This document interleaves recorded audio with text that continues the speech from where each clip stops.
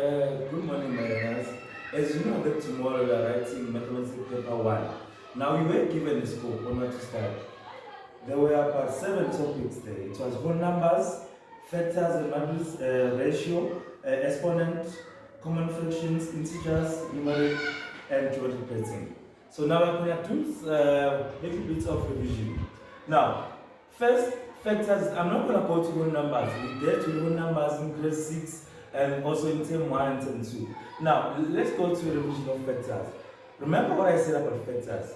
A factor is a number that divides exactly into a given number without leaving a remainder.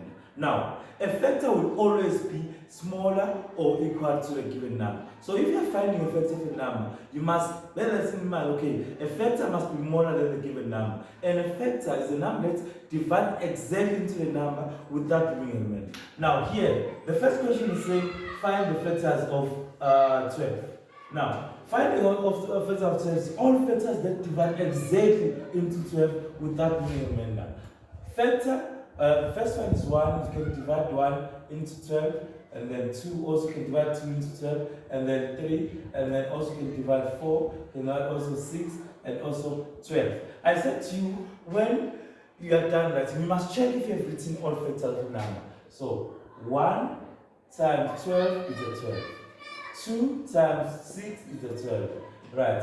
3 times 4 is 12. That's how you can see that you have written all factors of 12. Same with the factors of 8. All factors that can divide, numbers that can divide exactly into a number without leaving a remainder. Now, factors of 10, 1 is a factor of 10, 2 factors of 10, 3 cannot, okay, 3 can divide, because 3 into 10 is 10, right. 4 can also get a number with a decimal, right. And then we say 5 is a factor of 6, of 10 I mean, and then 6 is also a factor of 30, and then 10 is a factor of 30 here, and then we say 15, and then we say 30. Now we need to check if you have written all factors. And then we say 1 times 30 is 30. 2 times 15 is 30 again. 3 times 10 you get 10, and then 5 times 6 you get 30. Right. Now, highest common factor. You can only find highest common factor if you are comparing factors of 2 or more numbers. Now, we have to find highest common factor of 3 and 12. So we say factors of 3, factors of 12, and then say highest common factor. Right. You find factors of 3. So it's 1 and a 3. There are only 2 factors of the 1 and a 3. Factors of 12 already have the means. It's 1, 2, 3, 4, 6, and 12. Now we are looking for the highest one. We have 1 and 1. We have 2, we don't have 2. We have 3, we have 3. There's no other number here, so 3 is the highest common factor. So the highest common factor of 3 and 12 is a 3. What is the LCM? We've spoken about matrix. Now, matrix is a number that you can multiply the given number by whole numbers.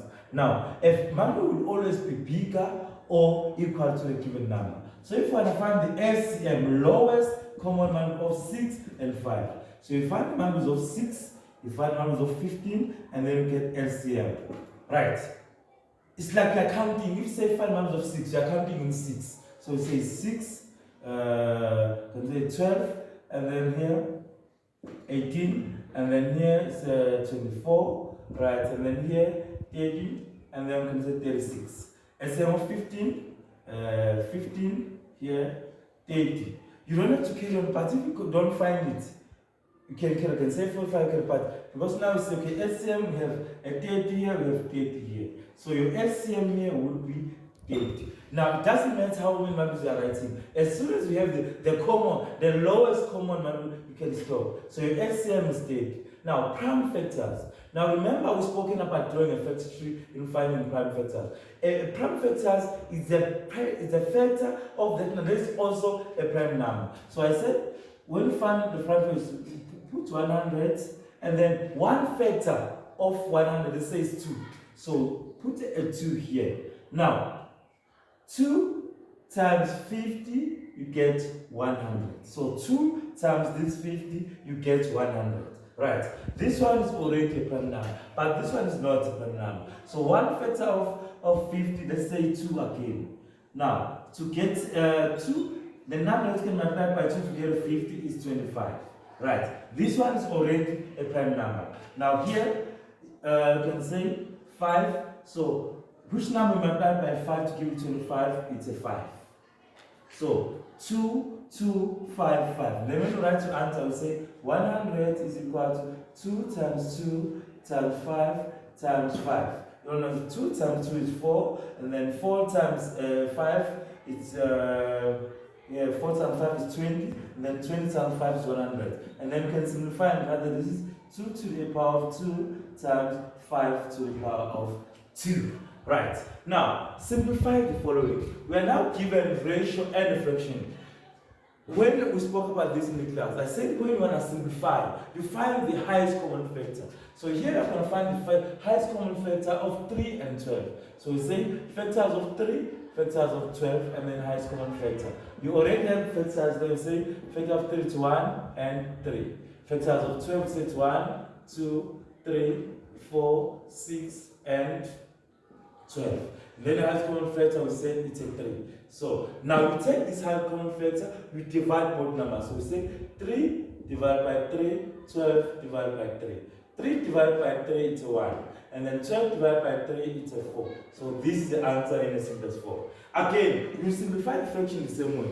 You find the factors of 6, find the factors of 10, get the highest common factor. Factors of 6, 1, 2, 3, and 6.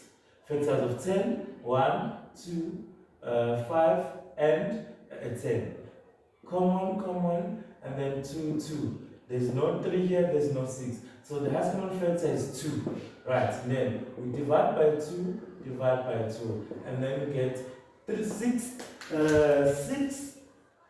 divided by 2, you get 3. 10 divided by 2, you get a 5. So the answer in the simplest form is 3 out of 5. Remember, when math is a practical subject, so when you revise, when you do your reading at home, don't just page through the book.